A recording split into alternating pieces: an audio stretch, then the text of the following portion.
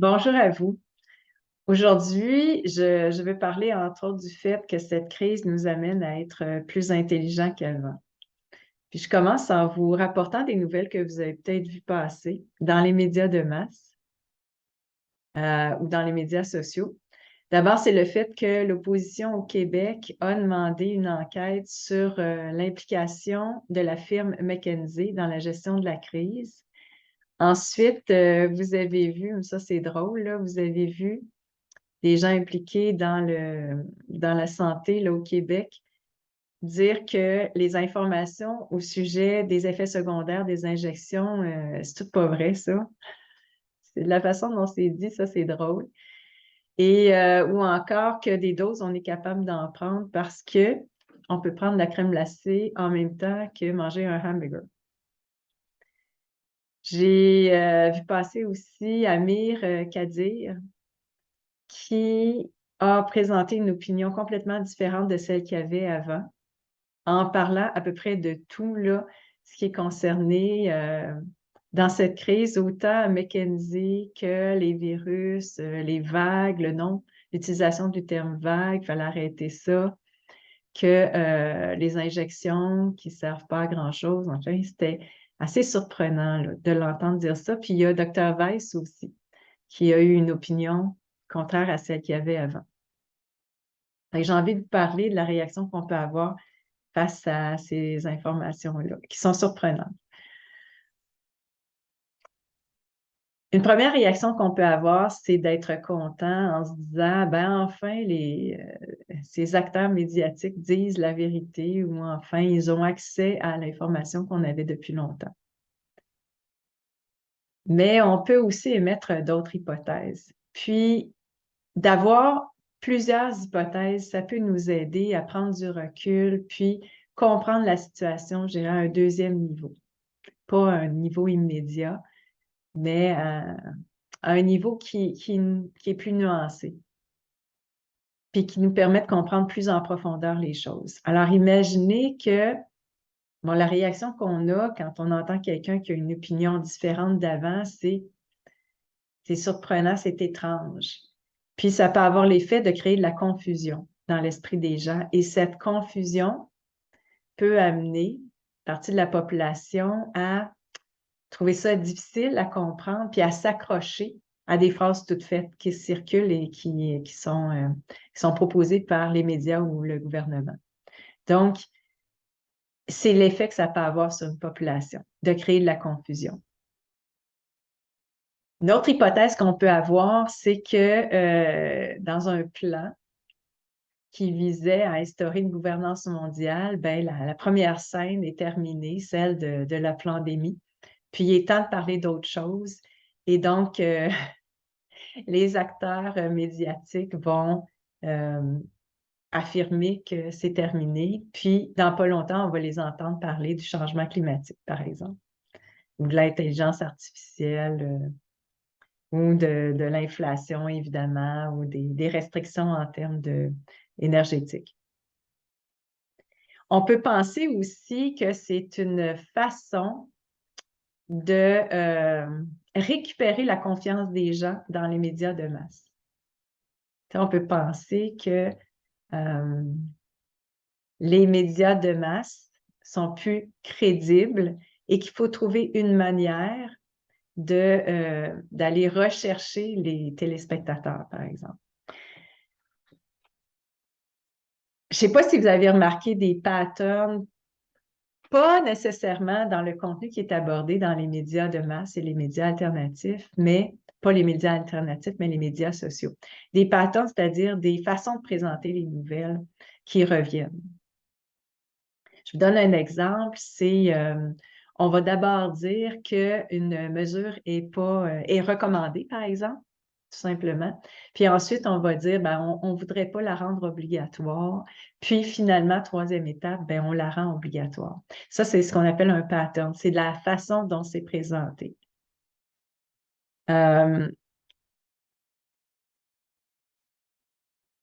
On peut voir aussi ce pattern-là de dire une chose et son contraire, c'est-à-dire, par exemple, par rapport au masque, le masque n'est pas efficace, c'est pas fiable, on le porte tout croche. Puis, peu de temps après, le masque est obligatoire. Ou encore la pandémie, c'est pas dangereux, puis peu de temps après, ça devient une urgence mondiale. Alors, ces façons de présenter l'information, c'est quelque chose qu'on peut observer lorsque, par exemple, on ne tombe pas dans un premier niveau de compréhension des choses. C'est ça que je veux dire par on commence à être un petit peu plus intelligent. Il y a aussi quelque chose qui est important, une chose qui est importante à retenir, c'est il y a les faits, ce qui est dit, ce qui est fait, ce qu'on observe, puis il y a l'interprétation qu'on peut avoir. Puis je réalise que c'est important d'avoir plusieurs interprétations parce que lorsqu'on s'accroche à une interprétation, c'est possible qu'elle soit fausse et c'est possible qu'elle influence notre comportement. Mais je dirais qu'on prenne une fausse route parce qu'au départ, l'interprétation est fausse. Je remarque ça sur un plan relationnel. Souvent, on va, par exemple, projeter sur l'autre des intentions qui, si ces intentions-là ne sont pas validées par la personne là, qui est concernée, ben, on peut se faire une fausse idée.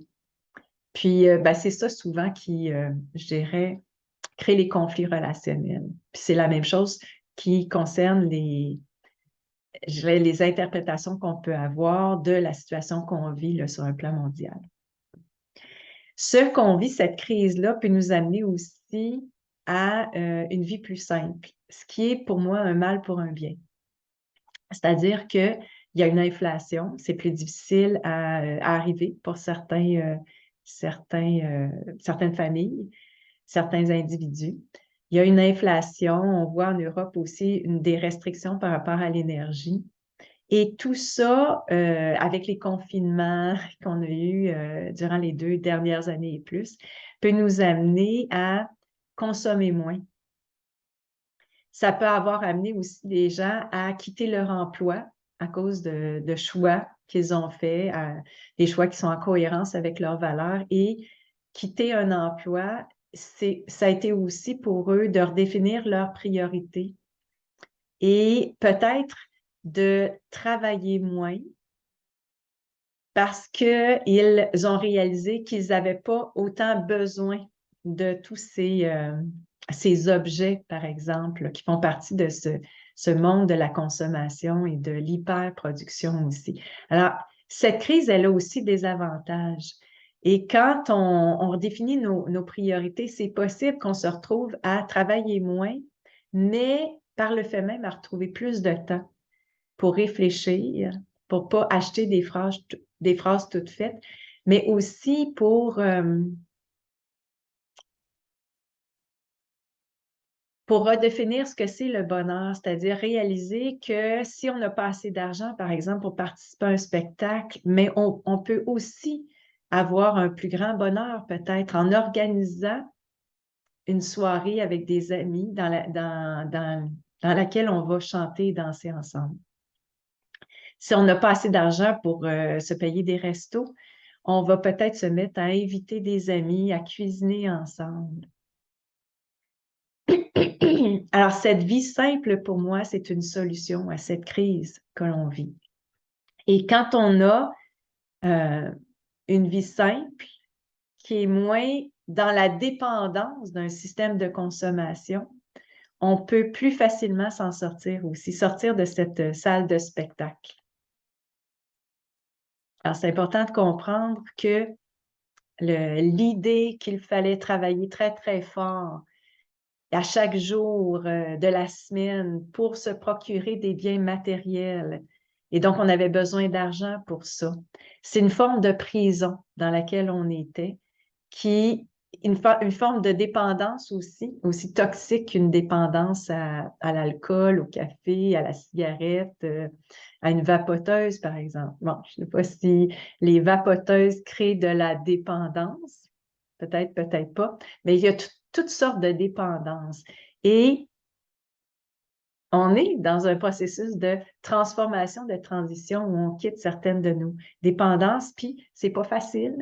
La période de sevrage, c'est jamais facile. Ça nous amène à faire des deuils de produits de consommation qui nous apportaient une forme de bien-être.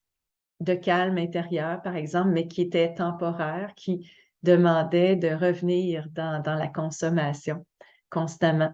Alors, c'est une période difficile, mais qui nous amène un bien-être qui est plus réel, un bonheur qui est moins éphémère, qui est plus permanent.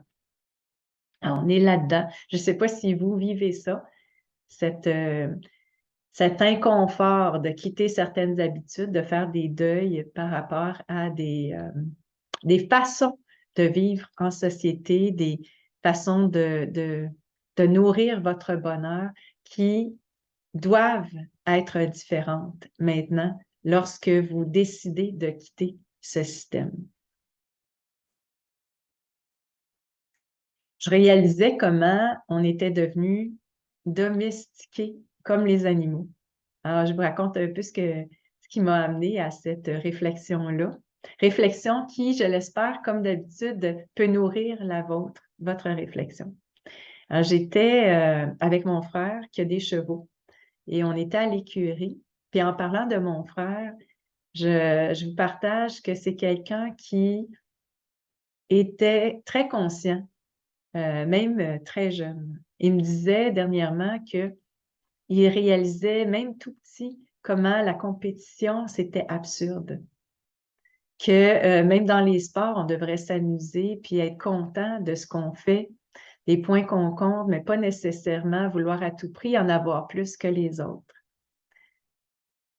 Et ça circule de ce temps-ci aussi la petite histoire de quelqu'un qui s'intéresse aux animaux et qui réaliserait, par exemple, qu'un singe a le comportement suivant d'accumuler toutes les bananes de son environnement, bien, on pourrait considérer que ce singe-là, il a une maladie mentale. Bon, c'est vrai que c'est absurde cette idée-là d'être dans la compétition pour en vouloir toujours plus. Alors, je reviens à cette visite qu'on faisait avec mon frère dans une écurie où il y avait des poulains dans un box. Puis, on était d'accord avec l'idée qu'un animal sauvage, ça ne devrait pas être en cage. C'est pas fait pour ça. Mais je réalisais que nous, on a accepté aussi d'être emprisonnés dans ce monde-là virtuel basé sur la consommation. Et je suis dans des démarches en ce moment pour repartir en Suède avec toute la paperasserie qu'on doit faire. Et je réalisais qu'effectivement, quand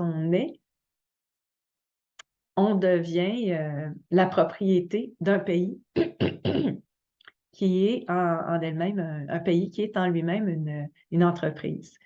Et cette idée-là est absurde, elle est folle parce que un être vivant, en fait, il n'appartient pas à un pays, il appartient à la terre qui le nourrit. Mais à partir de notre naissance, on doit s'identifier à une personne avec un passeport, avec des pièces d'identité pour voyager avec des visas. Et c'est absurde. Alors, je réalisais comment on vit dans un monde qui est malsain, qui est absurde et j'ai pris ça en note, là, qui est virtuel, qui est réel, mais qui a des conséquences réelles sur notre vie. Alors, je vais vous lire quelque chose qui m'a frappée, qui a été dite par Dieudonné, qui est un humoriste qui est très controversé. Pourquoi? Parce qu'il parle. Et puis, c'est drôle de remarquer maintenant qu'on l'a traité de raciste, alors qu'on traite les complotistes, là, ceux qui posent des questions, de racistes. C'est vraiment impressionnant de voir comment des mots ont été utilisés pour fermer le dialogue. Non seulement des mots, mais des postulats, des idées qu'on refuse de remettre en question. Alors, on fait partie d'un système qui nous emprisonne, mais notre cerveau aussi a acheté des idées qui nous emprisonnent. Et on se sent très mal de questionner certains postulats, certaines de ces idées. Vous avez peut-être des thèmes en tête. Et vous le savez que si vous osez parler de ça, on vous traite de toutes sortes de noms. Alors, Dieudonné, ce qu'il disait, c'est ceci, il dit, le pouvoir rend fou. Il dit, si on était capable d'envoyer des pères de famille sur le champ de bataille pour des intérêts qui n'étaient pas les leurs, violer un gosse mort pour faire partie de la gang, c'est rien pour eux. Vous voyez comment c'est délicat d'aborder certaines choses. Mais ça, c'est bien réel. J'écoutais aussi David Icke qui disait, quand tu obéis sans évidence, ton estime de soi s'abaisse. Acheter des phrases toutes faites parce qu'on est dans la peur, dans la panique, mais ça a un impact sur notre estime personnelle. Et parlant de phrases toutes faites, quelqu'un qui m'a envoyé une information sur une théorie qu'on appelle de nudge théorie ou encore le coup de pouce. C'est utilisé en marketing, mais nos gouvernements ont utilisé aussi cette stratégie-là. Alors, je vous donne un exemple, c'est par exemple sur les permis de conduire. Dans certains pays, on va poser la question, voulez-vous faire un don d'organes? Puis on a réalisé qu'on allait chercher moins de donneurs que si on posait la question, ben, automatiquement, vous donnez vos organes, mais si vous refusez, signez votre carte, votre permis de conduire, par exemple. On a fait circuler des phrases comme « Portez le masque, faites-vous injecter pour le bien commun ». Et cette stratégie-là, elle dit qu'on va utiliser des suggestions indirectes qui vont créer des comportements dans la population sans que celle-ci ait l'impression d'en être forcée. Et je voyais une phrase lorsque j'ai été acheter quelque chose dans un magasin. C'était un petit collant qui était juste à l'endroit où il fallait payer. Et c'était indiqué pour votre santé, payez avec une carte de crédit. C'est un genre de phrase qui circule, qui nous incite à payer avec notre carte de crédit. Puis je me disais, hey, oh boy, voilà 2 ans et quelques mois, cette phrase-là, on l'aurait même pas comprise. On serait dit, mais qu'est-ce qu'il veut dire? Bon, tout ça pour vous parler d'une façon pour nous qu'on a de mieux comprendre ce qui se passe en prenant le temps de réfléchir, de s'arrêter, de se donner quelques hypothèses pour comprendre un fait, par exemple. Et même cette capacité-là de rester au niveau des faits, juste observer ce qui se passe, plutôt que de sauter sur des interprétations. Les conflits les plus importants sur le plan relationnel reposent sur les interprétations, c'est-à-dire les projections qu'on va faire sur l'autre en croyant qu'on est capable d'être dans sa tête. On est capable de penser pour lui. On sait ce qu'il pense, on sait pourquoi il fait telle et telle chose. Souvent, ces interprétations reposent sur des éléments qui nous concernent, qui nous appartiennent. Alors, c'est une invitation à faire attention à ça. Donc, je continue. Je me rappelais le film Avatar que vous avez sûrement vu ou peut-être vu, et certaines scènes qui nous montrent comment vivre en société, ça peut être différent. Je revois la scène où tout un peuple décide, à partir d'une consultation, on discute ensemble, on met nos compréhensions en commun. Et puis, on est influencé par des sages. Ou encore une autre image qui m'a frappée et qui me permet de revenir aux chevaux. Vous souvenez-vous quand une personne, un être dans Avatar, s'assoit sur un cheval volant et se connecte à lui, en comprenant bien que la meilleure façon d'être ensemble, de se déplacer avec ce cheval volant, c'est en étant en contact. Et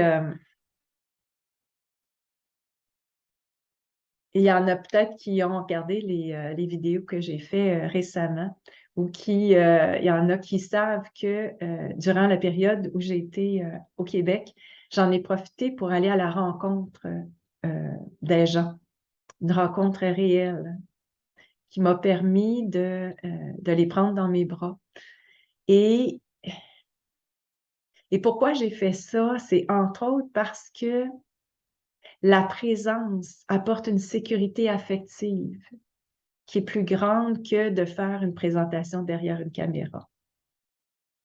Et je nous invite à sortir de plus en plus des réseaux sociaux, aussi de passer moins de temps devant les écrans pour aller à la rencontre réelle des gens. Et ça va nous permettre de retrouver un pouvoir qu'on peut perdre lorsqu'on est manipulé par les informations qui circulent sur les médias.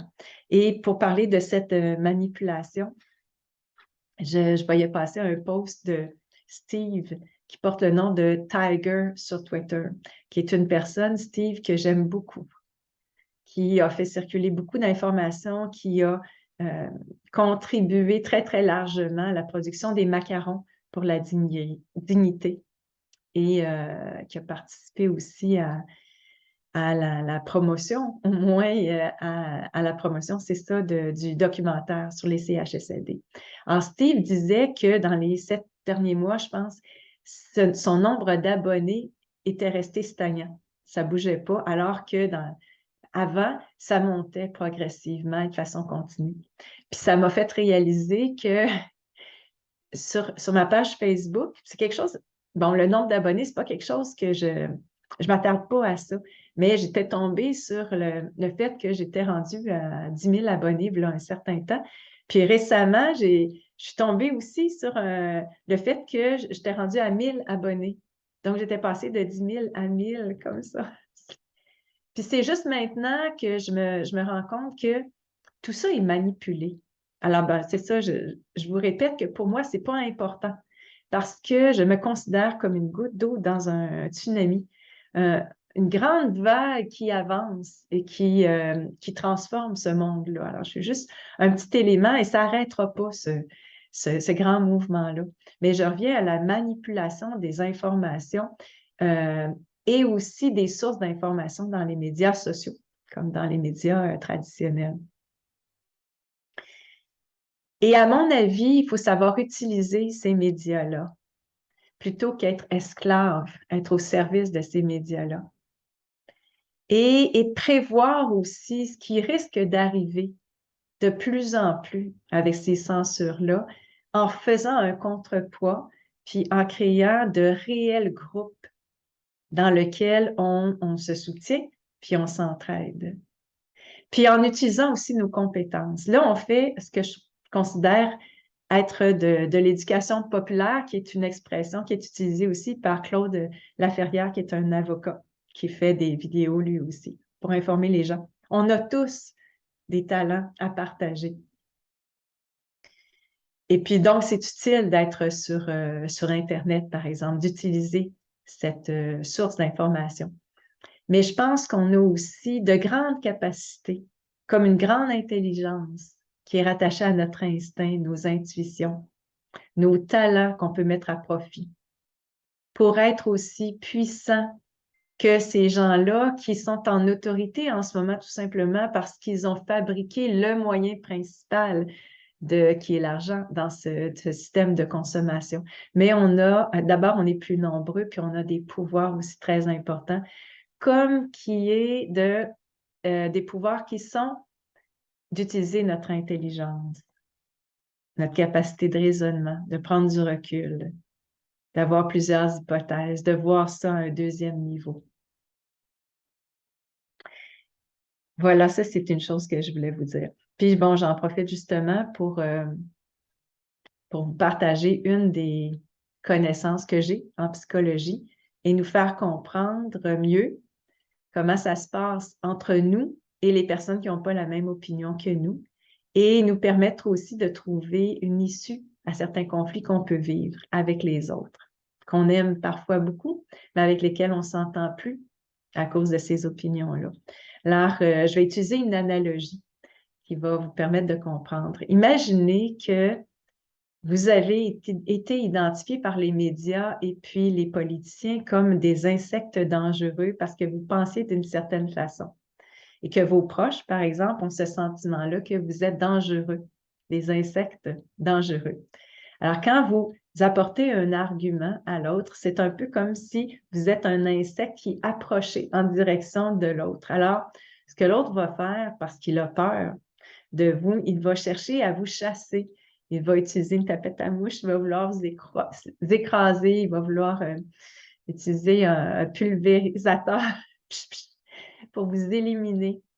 Alors, c'est sûr que, étant perçus comme des insectes dangereux, si vous voulez que les personnes qui vous entourent développent une certaine curiosité pour vous, pour les idées que vous avez, c'est préférable d'être dans la retenue, d'être peut-être même un petit peu plus loin et faire en sorte que la personne, elle n'ait pas peur de vous et qu'elle peut-être développe cette curiosité pour s'approcher et s'intéresser un peu plus aux idées que vous avez.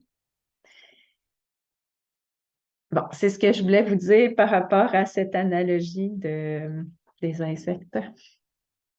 Est-ce qu'il y a autre chose que je voulais vous partager aujourd'hui?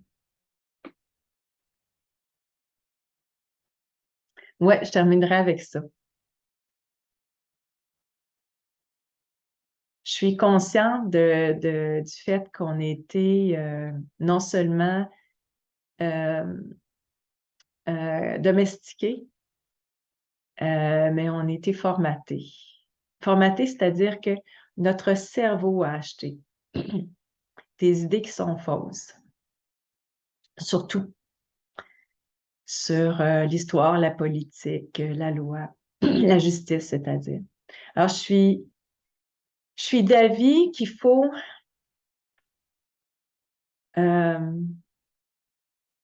prendre une distance par rapport à toutes ces connaissances qu'on a acquises et retrouver l'instinct en nous ou l'intuition. Parce que ce qui circule en ce moment, ce qui a construit notre société, c'est à la fois malsain, irréel et absurde. Et donc, vous répétez que vous n'êtes pas fou si vous avez l'impression que tout ça est surréaliste puis étrange. Vous n'êtes pas fou. Puis accrochez-vous à l'idée qu'un changement a lieu en ce moment et que vous n'êtes pas seul et que ça ne prend pas une masse pour changer le monde. Ça prend une personne, en fait, qui se tient debout en affirmant des choses avec confiance et qui reçoit les insultes, peut-être, mais qui tient le coup et qui prend la peine de regarder autour d'elle et qui va remarquer qu'il y a une autre personne qui se tient debout parce qu'elle est influencée par elle-même et qui, elle aussi, reçoit les insultes, les étiquettes, mais qui continue de s'affirmer avec confiance et qui, si elle continue de lever la tête, va remarquer qu'il y a une troisième personne qui s'est levée puis qui s'affirme. Et c'est ça qui se passe quand, par exemple, on décide de ne pas porter un masque. On reçoit des insultes parce que les gens ont peur de nous, parce qu'on est perçu comme un insecte dangereux. Mais si on continue, on va remarquer qu'on influence d'autres personnes et que c'est comme ça que le changement a lieu. C'est comme ça que se forme un tsunami à partir de petites gouttes d'eau. Et c'est pour ça que je vais vous dire merci beaucoup encore, très sincèrement. Merci de m'envoyer des messages, de me partager des témoignages. Si je continue à faire ces vidéos, c'est parce que j'ai le sentiment, grâce aux témoignages que vous me faites, que je peux aider, que je suis utile. Et on fait tous une petite différence. Et je vous remercie de faire cette différence-là dans ma vie, puis dans celle de ceux qui vous entourent, envers et contre tout. Et je vous dis à bientôt.